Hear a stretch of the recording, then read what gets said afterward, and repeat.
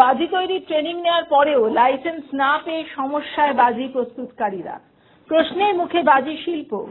বাঙালির বড় উৎসব দুর্গাপূজা।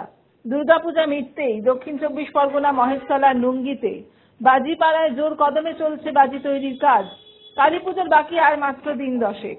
সেই কারণেই জোর কদমে চলছে পরিবেশ বান্ধব বাজি তৈরির কাজ।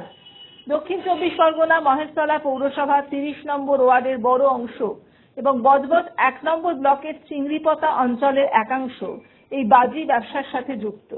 কেউ বাজি তৈরি করে, আবার কেউ বাজি বিক্রি করে। কালীপুজোর আগে সাজো সাজো রব গোটা বাজি বাজার এলাকায়। বাজি তৈরির কাজ জোর কলমে চললেও প্রদেশ আতশবাজি ব্যবসায়ী সমিতির সম্পাদক সুখদেব নস্কর বলেন, লাইসেন্স আমাদের যে পরিমাণ পাওয়ার কথা সেই পরিমাণ লাইসেন্স পাইনি আমরা। নেড়ি থেকে 235 জনের আমরা সার্টিফিকেট পেয়েছি, কিন্তু এবার ডিএম যদি ম্যানুফ্যাকচারিং লাইসেন্স না দেয় তাহলে অটোমেটিক তো মাল তৈরি করতে পারছে না।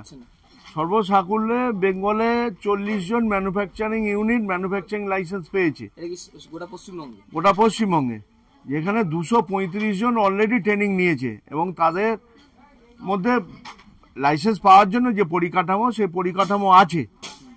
অতএব যদি লাইসেন্স না পায় তাহলে আমাদের এই যে পশ্চিমবঙ্গের যে সস্তায় গুণগত যে মানের ভালো বাজি, যে ভারতবর্ষের বিভিন্ন জায়গায় যে চাহিদা, সেই চাহিদা অনুযায়ী আমরা দিতে পারছি না। এবং এই যে গ্যাপ, এই গ্যাপটা তামিলনাড়ুর শিবাকাশির বাজি এসে পূরণ করে দিচ্ছে। দক্ষিণ 24 পরগনা থেকে শেখ শরীফুদ্দিনের রিপোর্ট, দুর্নিবার বাংলা নিউজ।